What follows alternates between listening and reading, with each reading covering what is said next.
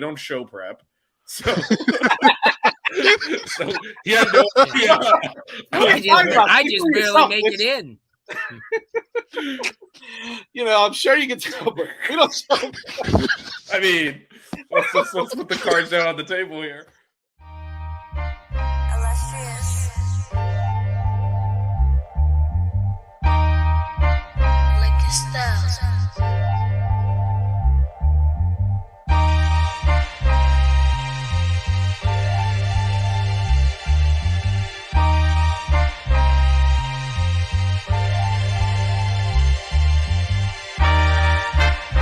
Miami Hurricanes, yeah. You know the name already. It's Mercy. Ha ha. It's a 6-rig Kane show. Can't forget the name though. Got Jazz, Blue, Vision, DJ, break the game code. Ain't no changing them, ain't no breaking them. Real put alive from the Hard Rock Stadium. Ball 14 for the orange and green. We see the 6-rig champs. There's more than a dream. This is life on the field. Beyond 100 yards, a hurricane that's never still put a damage to your squad. The 6-rig Kane show. The 6-rig Kane show. The 6 Rings Kane show. You know.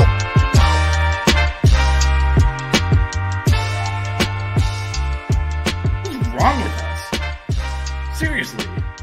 What's wrong with us? We're Miami Hurricanes fans. Welcome to the 6 Rings Kane Show, a show dedicated to Miami Hurricane sports, featuring the legendary Larry Bluestein, Jazz Santana, Vish, and Danny Gillette. Let's go Canes. What's going on, everyone? Welcome to the post-game show. Melissa, thanks for joining me, holding it down over here. I have to sub in when the guys aren't available. You're more than a sub. You're on the first team. Got to some people in the chat. Daniel's always here, man. Daniel is who we might have ended up having to sub in at some point. Also, shout out to Kermit, John. A couple of yos going on there. All right, so the Canes win 48-7. I think we knew gonna win, so it's not a big surprise. A lot to a little was the prediction. Yes, they almost, very close to giving up the, another field goal, and you would have had to be upset. Bethune scored with like a minute and a half left, but like people need to chill. Everyone's like pissed we didn't get a shout out. I'm like, the first teamers hadn't played since the second quarter. Like it was bound to happen. Yeah, and one of the things, we talked about in the pregame show was we had been playing the starters a lot in the first few games as an opportunity to get other players in there. Yeah, Emery played an entire half. Yeah, there's going to be a drop-off. There's a reason that they're starters. So, and we still had a touchdown drive. Yeah, and because Miami of Ohio is, they're a legitimate team, their team you should beat, which we did. You don't have that opportunity to play the second string that much. Like they might get a drive or two. So it's the first time a lot of these players got extended action. They're going to make mistakes, make penalties, make bad decisions. That's why they're not the starters. So, yo, look who's in the chat. This is the riffraff that Melissa brings with her.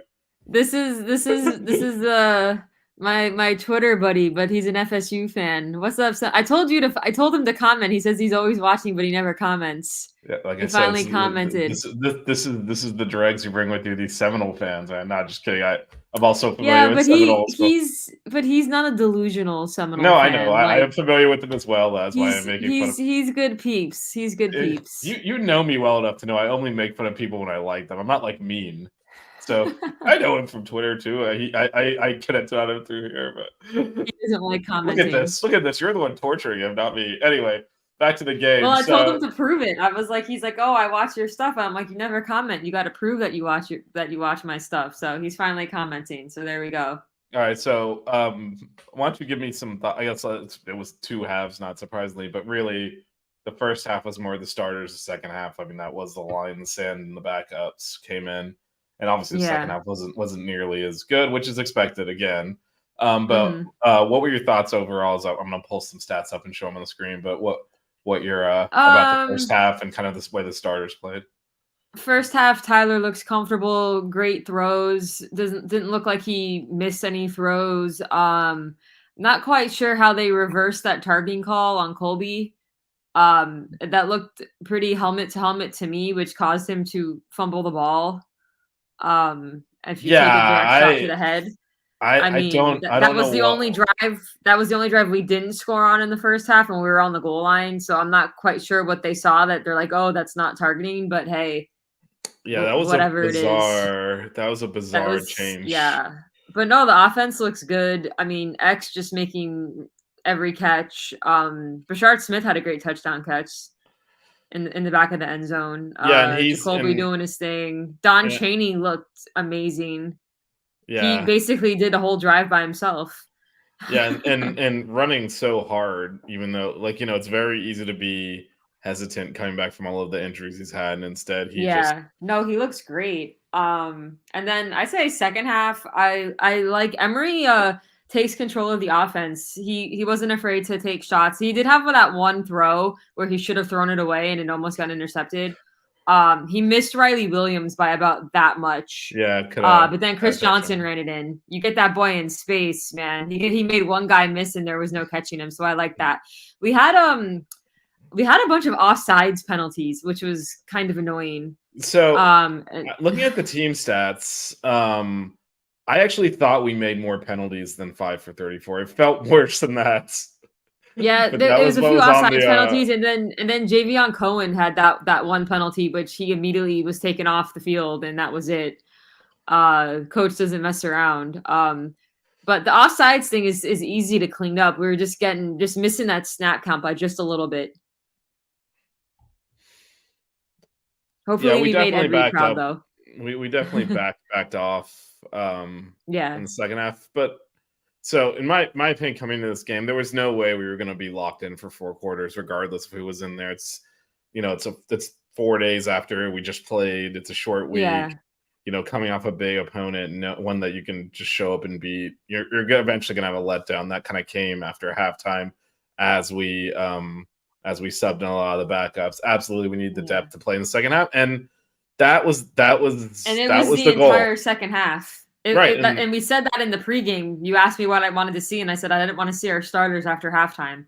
So I was definitely happy to see Emery come out on our first offensive drive. There was no I think we were already up 30 something at that point. There was no reason to risk TVD and risk our starters, and hopefully that we had one special teams error where it looked like, I don't know if it was a bad snap or the handler mishandled the snap or whatever, where we had that one missed extra point. But other than that, special teams looked pretty good. Yeah, and the punt catching, I'm not sure what's even going on. It's the second time this year we've caught a punt, and I mean everyone says inside the 10, and it was more inside the 5. And these aren't even close. Like, these are touchbacks. We don't catch them. To address Gary, he said Colby had a couple of drops. He did have that one drop early on, and then he had that one drop in the end zone, but that was a tough catch. If he came down that would have been a really great catch. And his fumble, honestly, that was targeting. He took a headshot. I have absolutely I'm not even going to hate him on that. Absolutely no idea what the officials are looking at there. It was straight up crown of the head into his helmet. Yeah. And I mean that was kind of dumbfounding that they changed the call. Actually, it wasn't like they got buzzed down and said you should review this, it might be targeting. They called targeting and changed it. And it's kind of a bizarre one. Yeah. In terms of the drops, I mean, let's be real, the first one he saw the safety coming and pulled up. I was like, he knew he was about to get hit. I knew it. I was watching it and I thought the same thing. I'm like, that boy knew he was about to get hit and he just took his eye off the ball. The second one in the end zone, you'd like him to make that catch, but but it was a difficult catch for sure. Yeah, but against better opponents where you're not just going to be able to score touchdowns whenever you want. Yeah, he needs to make it for sure. That's something. But it was a tough ball. But if we're going to take our rush defense only gave up 13 rushing yards in the first half. So yeah, it's 30. I mean, they had a couple of gash plays early, and then we knocked their quarterback out on the first possession. Yeah. And that was kind of that for that. And the backup they put in kind of stunk. The third guy they put in, who I mean, obviously I'm not a Bethune-Cookman fan or anything, so I don't really know the rationale there. But the third guy they put in that led their touchdown drive, it actually started the first 2 games, and they shuffled the quarterback rotation. So he's somehow third string coming into this week, and he looked way better. Like the second guy they put in, like the worst of the 3 quarterbacks. But Anyway, not that it would really matter, obviously, in this game, but I mean, again, the key to this game was to break out with an early lead, so our starters wouldn't have to play the second half and get our backups time, and that's what happened. There's all these little things that we can kind of nitpick about, but at the end of the day, we did what we were supposed to do, and that's a change from last year. We didn't do what we were supposed to do with certain teams last year, so yeah, I'll take a 48-7 victory. And I think Mario would be very happy that the second half was a little sloppy and he gets to yell at them for it, because we only won the second half 14-7. He's not going to like that. They were able to move the ball pretty well. The first drive of the second half, we kept it alive with penalties a couple of times, busted some coverage, and then Mauanoa got the hit to force the fumble. So they didn't score, but they moved it okay there. Yeah. And then that Damari Brown hit on that last drive. Yeah, and that last drive. Knocked that guy's helmet off. That was insane. That was what's up, Workforce Freebie? Workforce is one of my dudes from the Coop channel. Yeah, well, apparently Coop sent him over, so shout out to Well, Coop. yeah, I plugged the show in the chat. Did not see the Coop live stream, but I can picture what was happening with you in the chat there. I'm familiar with your game, as they say. Well, I mean, you get mad when I plug other shows, so I figured I'd plug our show on a different show. I get okay. I absolutely do not get mad. I absolutely do not get mad when you plug friends of the program shows. Yeah, I think this is the case too with why Jakari didn't play, and we talked about this actually on Monday and in the pregame. Yeah, Coach Dawson made that clear that they're trying to redshirt Jakari, so they're saving him for certain games, which what I would assume would probably be UNC, Clemson, FSU, and I don't even know that it's that cut and dry or black and white. I think, probably for bigger games. No, definitely. Jakari's not going to benefit from playing in these cupcake matchups because he started games for us last year. He has the experience already. Playing a whole half for Emory, I think, was way more valuable than wasting a game for Jakari to play. Yeah, and the other thing with that is like we've actually been talking about this on the show for a while, that there will be a package for Jakari, and they'll figure out which games to use that in. You don't need to do that here. But let's be real, if God forbid TBD gets injured, they're both going to play. They're both going to burn their red shirt. They're both going to play. I mean, that's of course. So everyone's like, well, who's the backup? It's both of them. Yeah, it is. and it's not only that, but they both have different abilities. Right. Emory, obviously, Jakari has a lot more experience, having played a lot last year. You can't replicate his athleticism, but Emory's more of your typical pocket passer and has better accuracy at this moment. You could use if TVD were to get injured, I could see us using, hopefully not, but I could see us using both of them for certain things. Just depends. Also, what up to people coming over from Coop's channel? Yeah, for Emory, that's 2. I would say probably Temple, assuming we're up big enough, and then that might be it. Yeah, well, it's only 2 more games for Emory because he's going to redshirt, so we'll see. Yeah, but I mean, you're not thinking there's going to be much of an opportunity to pull your starting quarterback out in ACC games. So it's really just. Although Boston College has lost to some not Power 5 schools, so there might be opportunity. We'll see. Yeah, I mean, that's the last game of the season. We'll figure that out when they get. Also, apparently, their red bandana game is coming up this weekend. No, it is. It's because of September 11th. In the middle of a possible hurricane. Yeah, well, we're all pulling for them. So they're playing Florida State. So. Yeah. They're probably going to get destroyed, but that's what is our BC game or the one this weekend? Oh, he's probably talking about FSU Boston College. I don't know. Did they announce the time for that? Oh yeah, it's on Saturday. They'll definitely have the time. It's on Saturday. I don't know what time it's going to be. I think it was at. I'm pulling it up on the other screen. I will tell you in a second. It is at noon. I doubt our game against BC is going to be a night game, and we're not going to lose. It's not the bandana game. The bandana game is this weekend. No, the bandana game is this weekend, and we're not losing to Boston College. Unless our entire team is injured. Yep, it's at noon.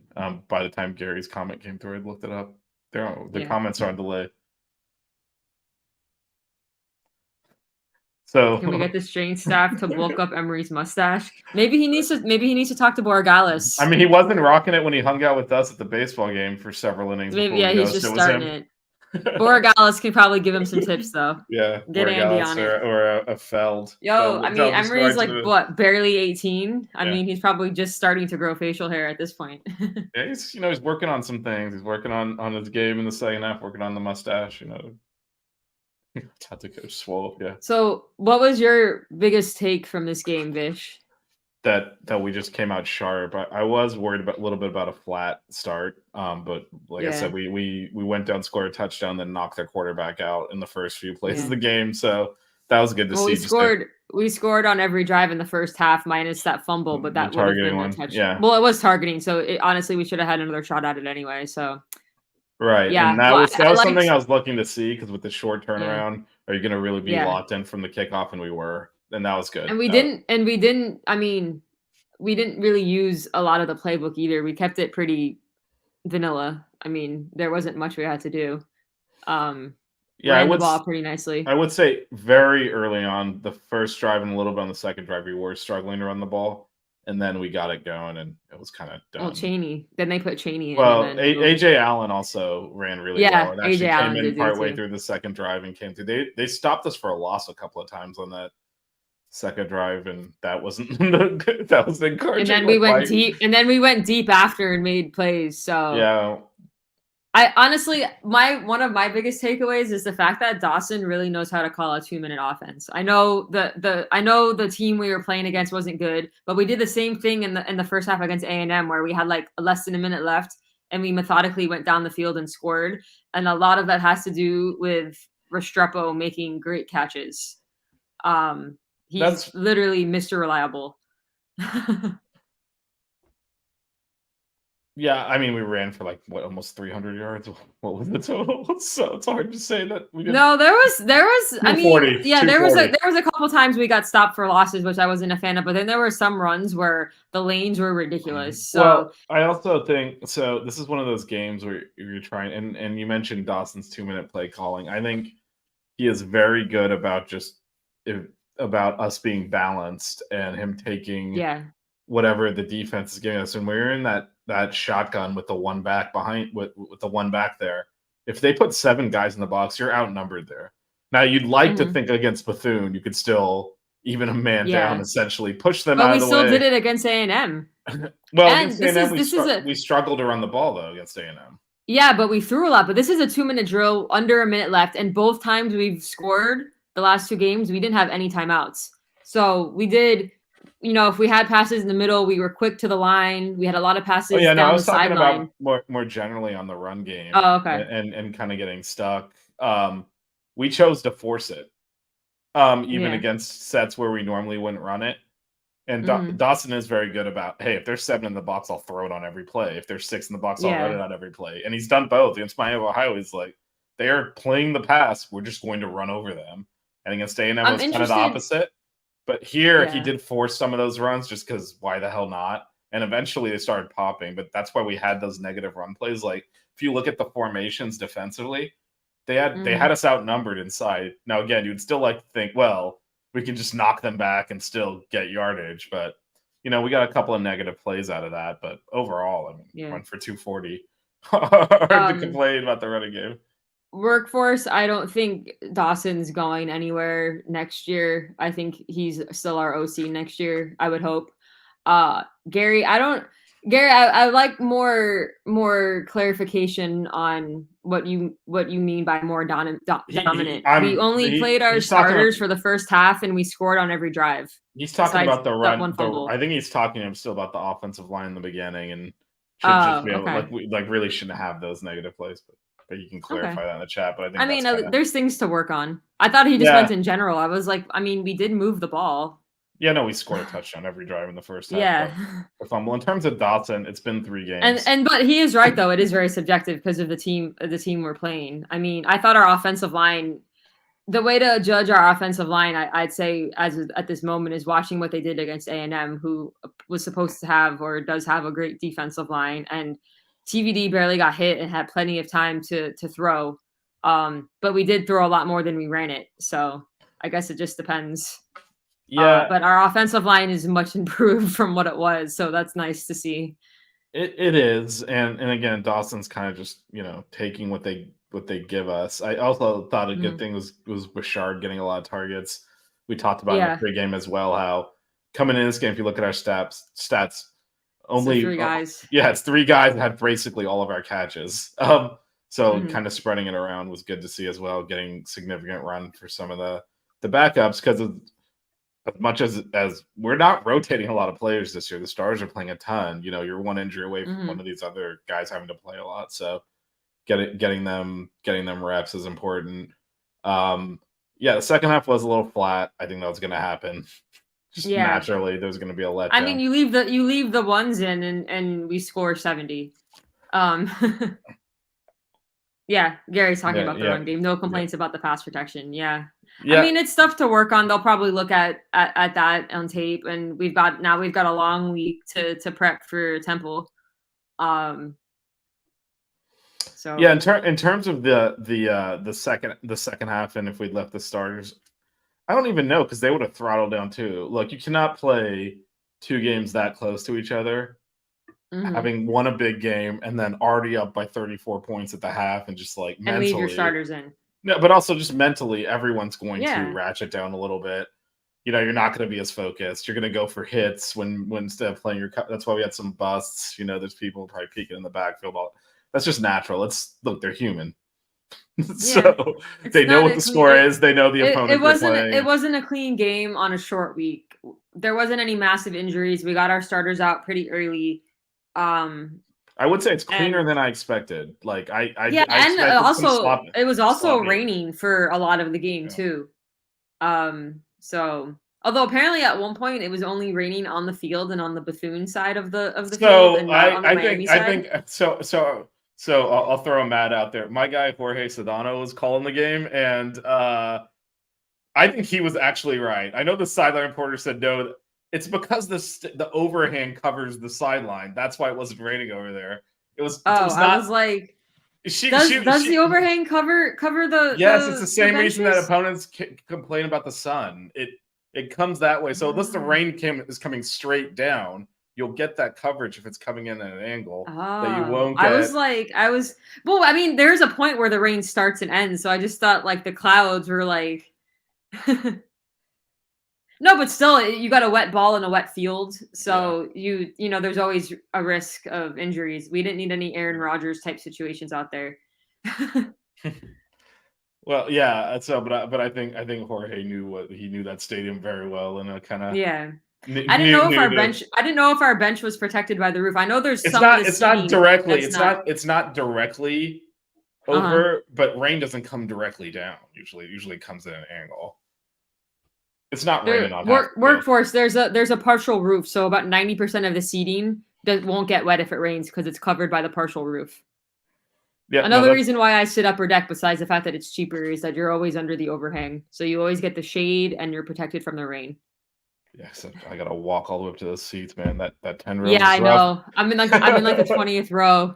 I think you are too. What row are you in? Yeah, what row are your seats? Well, it's 24, I think. Yeah, I'm in 20 in my section, so it's Yeah, but I will say I got up for work the next day after the Texas A&M game, and my quads were sore. I was walking around work like limping around. This guy, Gary, I'm us peasants have to sit in the upper deck nosebleeds, my friend. So I can't afford suites. Shout out to Gary for getting me into a suite last year, and I watched the pit game from there. So. Well, you should weren't a suite, so there was at least something to enjoy because the pit game was definitely not enjoyable. Yeah, that was not a good time, but no. But Gary, do you got Chick-fil-A up in the suite? Any chance to DoorDash some Chick-fil-A to the suite? I mean, they had other food when I was there, but apparently that's not always the case. Workforce is correct. There's the really expensive seats that are like right on the field get wet. Yeah, which is kind of ironic.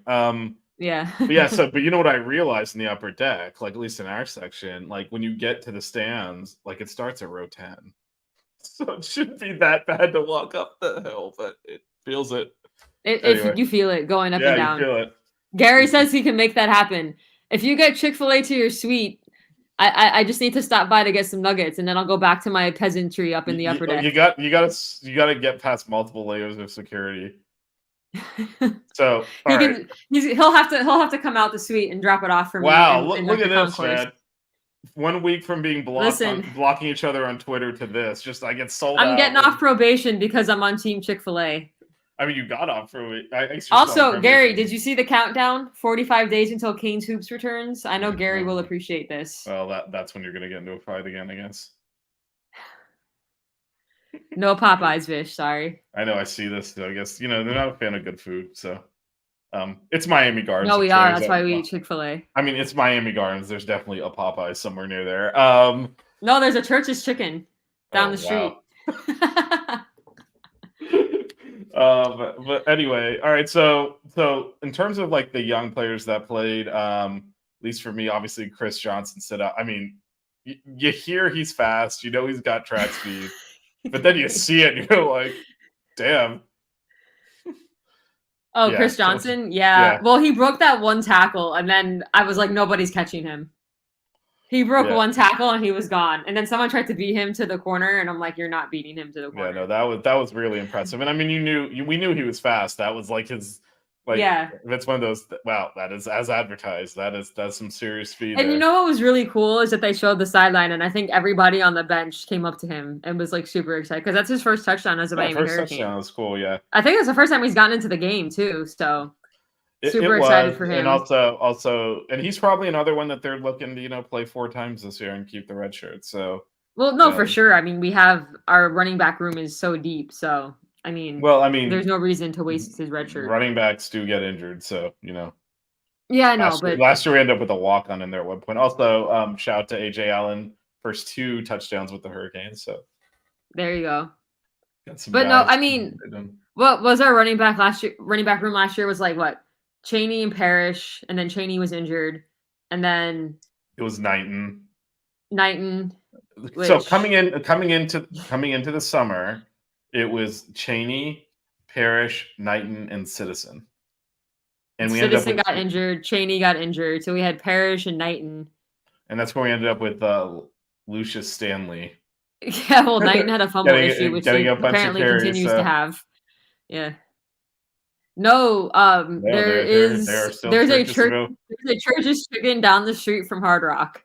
We know all the little places there because you're trying to meet up before the game to like pull in together. You're like, we'll meet you at the Churches or the Walmart or the I've met up at the Little Caesars, down the street, the Walmart.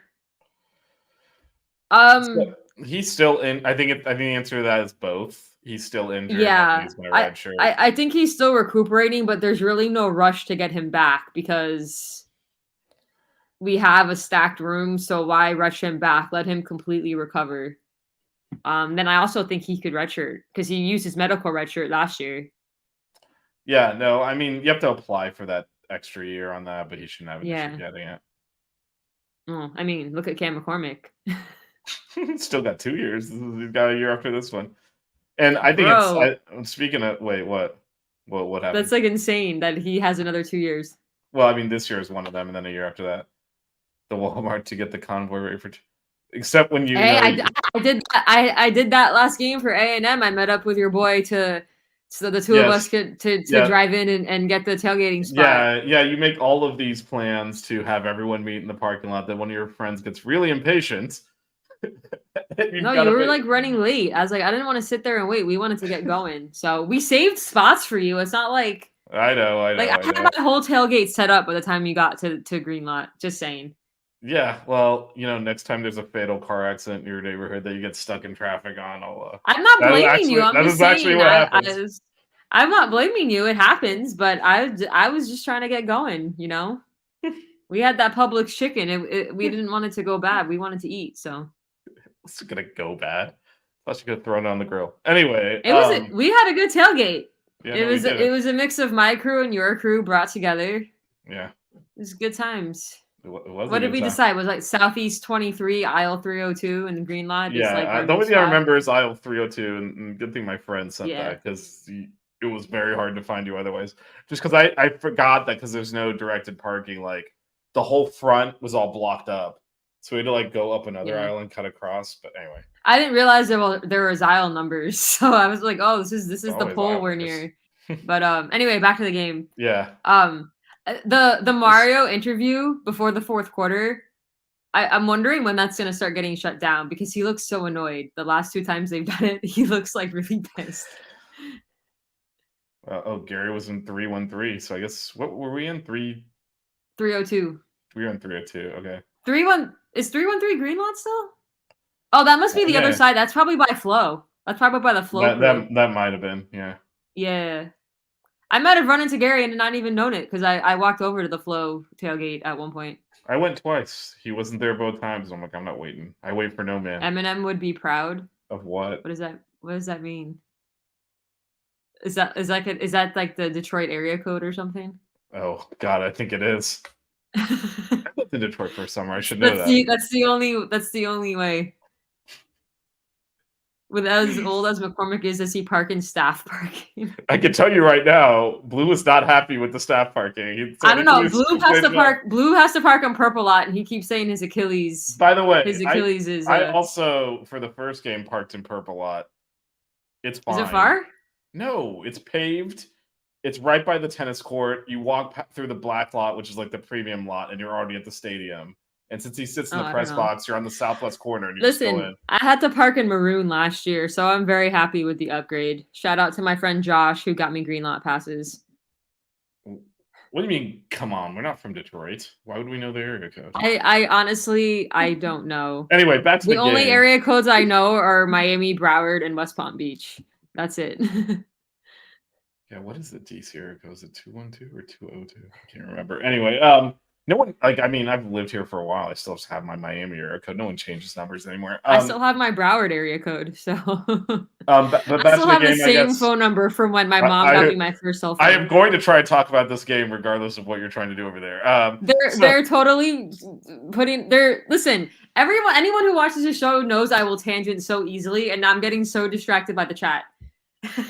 212 is New York City. Okay, so DC's 202. There's a whole rap about it in 8 Mile. I haven't watched that movie since maybe I was a teenager. I don't even know, but I will have to go back and find it. So anyway, outside of Chris Johnson, who I think everyone could see pop, which of the young players impressed you that got in there? Bane got his first sack. But he started, it was like, so well, not only that, but it was like a suplex. Yeah, did you see that? Yes.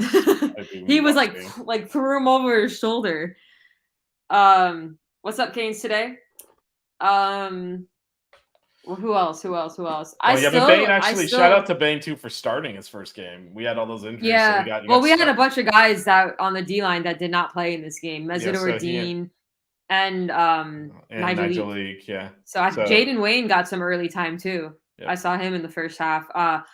Besides Emery's one throw where he should have thrown it away, I thought he looked great. Like I said before, he missed Riley by this much, but he looks very composed in the pocket, changing plays at the line of scrimmage. I definitely think he's a great QB of the future. Damari Brown had that great hit. I'm trying to think who else. Robbie Washington got his first catch, which was really cool. Ray got some time. Yeah, here's just Parrish 45 days until Canes hoops. It's right on the board. Here's a list of like defensive players and tackles and just to jog your memory as well. Kiko had not that he's a first year player, but Kiko had a great hit that caused a fumble that Lichtenstein picked up. That was a nice hit. Yeah, and the good thing about that fumble forced and the same thing with Jane Davis against A&M is these are form tackles that are causing fumbles and not they're not just stripping for the balls and getting sloppy which frankly it's good form tackles like even if the under fumble the helmet on the ball and even if the fumble didn't happen, the guy's still down, and I think that's a good thing to see, because in the past, especially at the height of turnover chain stuff, it sometimes feels like we prioritize trying to force a turnover over actually just making the play. Yeah. So those look good. Also, there was that one play where who was it? Almost had an interception, and then you see a guy on the sideline, like in his face, coaching. Who was it? It was Jaden Davis and James Williams were kind of. It was a tip drill. Yeah. Because Jaden almost had that INT. Yeah, no, he tipped it, and then I think the reason that coaching was going on is because James Williams was going to intercept. I think Jaden Davis kind of knocked it out of his hand, trying to make a play on it, and that's why James Williams was like this, and then Adai was kind of coaching him to a little bit more situational awareness, because he did a great job making a play while tipping it, but then it was going to James Williams, and he kind of in an attempt to secure it himself, kind of took the ball away. Stevens, yes, both basketball and football are recruiting their butts off. There will be a Buckets next week. We will get back to Canes Hoops next Buckets week. returns next week. Get off the field, man. Kobe was killing me. All right, man. The second and third stringers made some mistakes in the second half, but I don't have much complaints about the first team defense. It wasn't the full first team defense. I'm pretty sure they did not cross midfield until the second half. Yeah. So, and again, we had 3 starters on our defensive line that did not play in this game at all. Just throwing it out there. And yeah. What else? Columbus Canes cartel. We're first. Are you in Columbus? No, I think he's talking about Columbus High, right? Oh. I don't know. See, this is he found one of the things that's not your hood, and you got completely lost there. I don't claim Columbus. I will claim Miami and Broward, though. I mean, Columbus is in Miami, so what are we talking about? Oh, he's not talking about Ohio. He's talking about I'm pretty sure he's talking about Columbus High, right? There's no confusion. Sorry. Thoughts on the O-line? Thoughts on the O-line? Go for it. Pass protection, amazing. We actually did mention this earlier. Gary was talking about it, that we did have a few run plays that went for loss. So definitely something to clean up for sure. But overall, I'm pretty happy with it. And even in the last game too, TVD had all day to throw. So it's nice to not see your quarterback get hit every other play or every play. Yeah, I would say on the run game, we had a lot of success actually off center and the guards, so more up the middle than we had in the past. Because against A&M, we had a few runs up the middle where the C's just parted. Yeah, and that was good to see, because against Miami, Ohio, we obviously ran over them. A lot of it was off tackle and off the outside, so it's good to be able to see us run in between. And like you said, that was the offensive line kind of getting that push and opening those gaps. Anytime anybody mentions the game at Temple, there's always a sarcastic mention of Blake James. Like, why the crap did Blake James schedule this game? That man was looking out for your boy, because that's an easy trip from DC, and I will be there. So, that's clearly why he did. What's up, Brad? In my opinion, will lean on the run against Temple to develop further and force teams to see it on film and account for it. The side benefit is not revealing more passing scheme before UNC and Clemson. Yeah, I could see that.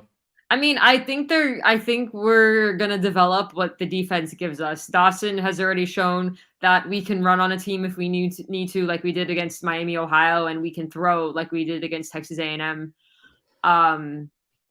I think Brad brings up an interesting point, though, because against Miami, Ohio, we definitely did not show a lot. Like we didn't, and even at all. Dawson kind of admitted that after the game. He's like, I was itching to throw deep, but I was trying to keep it in the bag. Now we've played 3 games. At this point, are you still holding things back playbook wise against Temple? Because they're similar. They're in the same conference as Miami, Ohio. They're probably a little bit worse. The game's on the road, though, so about similar. I think you probably start vanilla and you pull things out if you need to. Canes Today, I did see your tweet. There's a reason why Ed Reed was talking how he did, but we'll leave it at that. Yeah. Dawson takes what the defense gives him, but if they give him an inch, he's taking the whole yard. He's taking more than the whole yard of workforce. He's not afraid to go vertical. He's not afraid to throw it. I mean, not to talk for you, Vish, but I think we can both say it's a refreshing time right now to watch our offense work compared to what Voldemort did last year. It is, and asking about the offensive line, it starts there. because I mean the upgrades are insane. You can call whatever play you want. If they can't block, nothing works. And the we fact were that we're able to pass and run for TVD touchdowns. had all day against A&M. I mean that game is so much more lopsided than what the score shows because of special teams errors. Agree, Gary. Here, Gary, this is what we have to do. We can talk on Twitter and whatever else stuff, but if we're in the Final Four again, we just will ignore each other. Well, you're not going to get into a fight when we're winning the game. This was frustration because we were losing. Yeah, I was really getting upset there. But me and Gary, hopefully Gary will come to the next Final Four that we make, and then we can just enjoy some Chick-fil-A and then watch us win a natty. Yeah, I'm sure they have Chick-fil-A in Phoenix. I'm sure they have Chick-fil-A everywhere. That doesn't mean, but you're talking about enjoying it, and that's where it becomes difficult. Argue in person. Anyway, at this point, it's just a running joke that I got mad at Gary on Twitter and he blocked me. I mean, I could see that. So I guess the last thing we haven't really talked a lot about, you mentioned this really earlier, is the special teams. Not Let's great. Not get Melissa kicked out again. Breakdown she's on an double extra point. Probation. Yeah, and I think that was a bad hold by the snapper. Kudos to Borregales for even getting it somewhat close to going in. We missed that one extra point. Yeah, I think you're right. It was the hold that caused it, but we did miss an extra point, and then the whole fielding the punt inside the 5-yard line. So I don't understand why we're fielding punts. And is that I mean, I have never coached football. I'm not like a student of the game. I'm an avid fan, so I know a lot about football, but I in no means am an expert. But isn't there like a thing where like if it's inside the 10, you let it go? Is it just me? Like Pacer's about to get banned. I'm sorry, I got distracted. Okay. He's joking. I don't care. We don't joke about things like that. I wake up with nightmares that he's still the coach. Yeah, no, it's you stand on the 10, and if it's going over your head, you let it go. And actually, right? Yeah, I was never a varsity football player, whatever either, but I am Indian. We do math, and the expected yardage, that's the line. If the ball travels past the 10, the expected yardage starting position is higher if you don't touch it. If it's in front of the 10, it's higher if you do touch it because of the percentage chance that it's a touchback. That's why you stand on the 10. No, I know analytics, the analytics is you stand on the 10 because of the expected starting field position. Because don't argue with Gary. The closer you get to, I mean, he can ban me if he wants to. I don't need access to his Chick-fil-A. You do. Because obviously, like the goal when you let it go over your head at the 10 is that it gets into the end zone for a touchback, right? So that'll put you on the 20. So by the math, the 10-yard line is the demarcation point by which you don't touch it because you're more likely to have a touchback than not. But if it's in front of the 10, even if you're catching at the 12, you're actually, that's a better starting position than you're likely to get by letting it go over. I will say, Brashard Smith was one tackle away from breaking it open again on that last kick. Yeah. It was like that last guy got him. If he missed, Brashard was gone. Yeah, 45 days to you've distracted everyone with hoops talk. Well, Jazz wouldn't let us talk about buckets on the show on Monday, so but by the way, if you bet on Miami to cover, sorry. We did. What was it, like 55.5? It was 53.5. It was dicey there. If we could have gotten that last stop and had enough time to score. I think one of my friends betted on it because we were in our group text talking about it. It looked good at halftime, 34. Actually, it was a pretty flat, like I said, 14-7 won the second half. So it looked good at halftime to cover that, but kind of throttled down. I mean, you keep the first teamers in there and we cover easy, but why would you do that? We're not playing to cover the spread. We're playing to make sure we win and not get anybody injured. And it was a wet field. So the quicker we got our first team out of there, the better. Yeah. But at halftime, it looked like we were cruising towards covering it, and we did not. So, Well, again, none of our starters played the second half. no, I'm not. I'm not so- saying it's I don't on a care short either week, way. so I was super grateful. I don't care either way. I'm just pouring one out for those that stupidly bet the line instead of betting on Prize Picks, our sponsor. Oh, should we talk about Prize Picks? Might as well. Should- That was an should awesome we? segue. Isn't Let's. Why not? We didn't do it in the I know. pregame. Let's Too talk bad- about our too bad sponsor. Jazz didn't see that amazing segue I just did. Right? You got it, or should I? You can go for it. It's the same All right, thing. y'all. Offer code 5, all that good stuff. Right.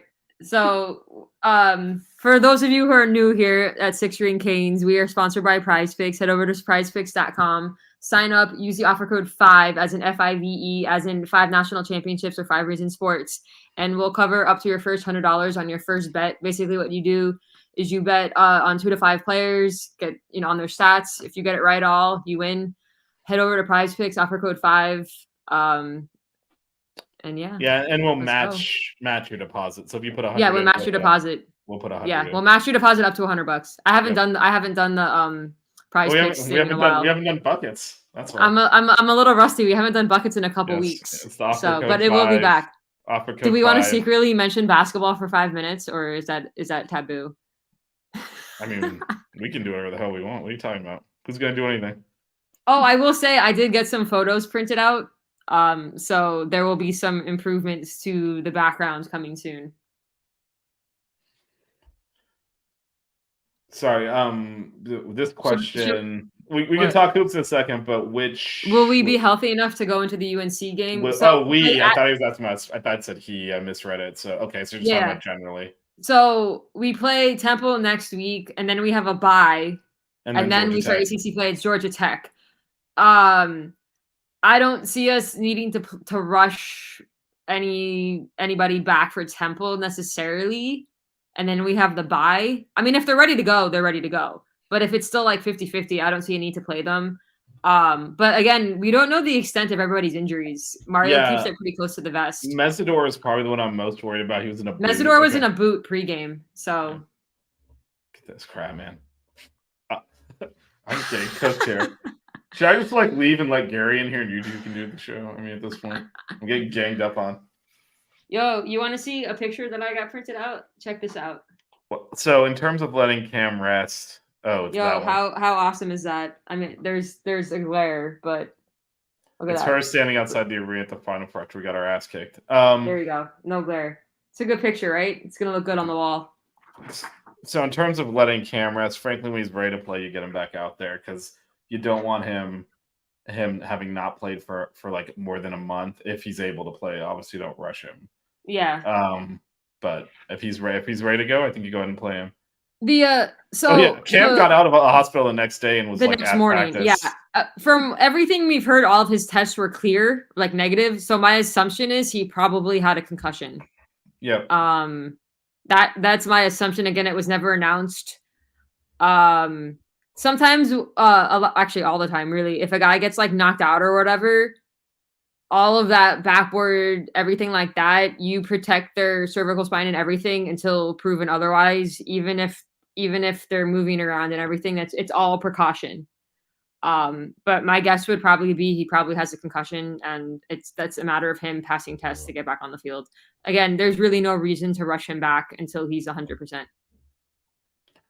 We did on the pregame show. On pregame, we did talk about Armando Blunt. Massive pickup, and I'm hoping he reclassifies to 2024. Yeah, but check out that's on YouTube and already uploaded on the podcast feed. Yeah, we did do like a 30-ish minute pregame. It was us two and DJ. Yep. So definitely check out our pregame. We did talk about Armando a bunch. Especially how he spells his name. And DJ and Blue kind of do our deep dives in recruiting, and so DJ has some nuggets there, so you definitely want to check that out. If you all want to hear more about recruiting, you should be catching this show Monday nights at 8:30 because you'll see Vish, Jazz, DJ, and Blue. They cover everything. I pop in occasionally, especially when somebody's missing. And then we'll have buckets. Do we know what day we're doing buckets next week or no? We don't know yet. It'll be Wednesday or Thursday. You. What day are you working? I asked you to send me your schedule so I could map out the rest of the season. Anyway, do you want to do some actual buckets? I'm free Wednesday or Thursday, so we can definitely do a show either day. But we will be doing buckets next week. 2 days. Anyway, 2 days off. Yeah. Wow. Those are my 2 days off next week, actually. I work Sunday, Monday, Tuesday, and Friday. So yeah, we haven't done buckets in a couple weeks because football was starting up. And so we've kind of been focused on that. But Canes Hoops did get a commit. We'll talk about more about him next week, Austin Swartz, and there is some rumors that we might be landing a 5-star guard as well. So Leonard Taylor, I actually didn't really notice much today. I mean, he was out there. One really big hit. Yeah, I, if you're asking like binarily, did he flash or not? I would say no. Nothing really jumped out to me in terms of his play. He's kind of he came in as like the all everything, and he's been very good the entire time he's been here. I don't know that he's ever been. You know. I don't know. I'm assuming Pancake played. Yeah, I saw him on the sideline suited up, so I'm assuming he was in there at some point. Yeah, I think so. I think he did play. Yeah, he had to have been in there. Yeah, but for Leonard Taylor, I mean, I think he's a very good player. That's why he always starts and he plays like most snaps. I don't think he's ever like gotten to that level of just like dominating a game. And I think that's what the expectations were. So I think he's kind of underrated at this point, just because he's always, he's first. There's no doubt he needs to start, and he's always in there. He's getting double teamed, and he's making plays. Yeah, I was gonna say, I think also teams account for him, and so they're focused on him, and it's allowing other players to get to the quarterback. Yeah, no, for sure. And I think he's just become very consistent, and so it's become, it's almost like, why isn't he doing more? But he's actually, he's kind of plugging the whole middle of the field constantly. Yeah. So kind of an interesting one, because he came in obviously as like the guy, and he's just been very good for a long time, and now almost like that's what he is. So you want to talk some hoops? Did you do that? Was that it, or was there some other? I mean, we can if you want to. Do you guys? I don't know the chat. Do you guys want to talk hoops for a few minutes, or? If there's a hoops topic you want, throw in the chat. We'll talk about it. Yeah, throw it in the chat if there's something you guys want us to talk about. We've made a few like top fives for certain commits, including that 7-foot center. 7'4". Is he 7'4"? Yes. Is he really 7? I thought he was 7 foot. And he was a 4-star 7 foot. 4. Good Lord. I need that big man on campus, man. I need him. He's like two of our current centers in one. Yes. Canes today and Parrish both want us to talk hoops for a few minutes. Can you change the background midstream? Of course I can. Let's get crazy here. There we go. It's now buckets. Yes. All right. Impromptu buckets. Let's go. Impromptu buckets. All right. God, I'm gonna have to edit this now. This sucks. Should we change the bottom line too? It's in progress. Relax. All right. So impromptu buckets. We'll go with buckets for a few minutes. We landed 4-star combo guard Austin Swartz last week. I believe he's 6'3", 6'4", 6'3". Yep, in that range. Yeah. The big thing with him, from like what I've read scouting wise, is that he's a crazy like shot creator. Like he knows how to create his own shot. He knows how to make shots. I think the big thing with him is going to be developing his defense. And then we made the top 5 for 5-star guard Jaleel Bethea. His top 5 is us, Kansas, Villanova, Bama, and Syracuse. But after he visited Miami last week, he canceled his visits to Syracuse and Bama, and he's gotten multiple crystal balls to Miami now. So if we were to land him and have Austin Swartz, that is a massive backcourt that we're bringing in our 2024 class. And he's also around 6'4". So these aren't small guards. They have some size. Yeah, no, these are I think at this point it'd be very shocking if we don't land Bethea. So I think that is, and he's a possible one and done.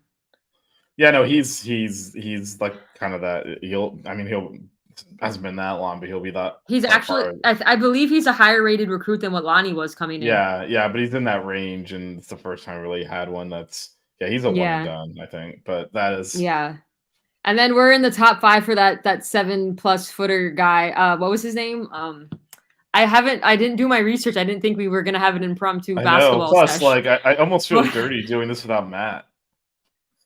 I know Matt's been watching tape all day. He said he was like, "I'm breaking down tape for." I told him he could come out here and we could talk about buckets instead. But no, I think he's 7 foot and he's a 4-star. Honestly, I am 4-star center Emmanuel Steven. His top 5 is Michigan, Kansas, us, Arizona, and USC. But it's funny because I posted it in our chat, and then I'm like, he's too tall. We won't get him. I mean, he is a tall one. And then I'll give this to you. Workforce has a question about, I'm assuming, Matthew Cleveland. What's up with the FSU transfer? I don't know anything about him. So if you watched us play FSU last year, he hit the buzzer beater against us to beat us in the Watsco after they came back from a 20-plus point deficit. He played his best game of the year in Watsco. He's probably a natural 3. You may or may not see him at the 4, depending on what our starting lineup is going to be. When we were in Europe, it looks like AJ Casey was starting at the 4. That we were going Nigel, Wooga, Cleveland, Casey, Norchad. But he's offensively is really good, and defensively he's really good. So he was kind of like our biggest addition, I'd say. Yeah, and he was FSU's best player by far. He was FSU's best player. I believe he has 2 years of eligibility left. What I'm actually more interested to see is how we use Keyshawn George. Because dude looks a lot taller than what I've been reading about his height. Because he in that picture from the football game, he looks taller than Norchad. Yeah, I mean, he doesn't have big hair, so. Yeah, I don't know. But it's gonna be. I'm very interested to see the chemistry that we have with this team in our early games this year, because we have a bunch of new faces that are gonna get minutes.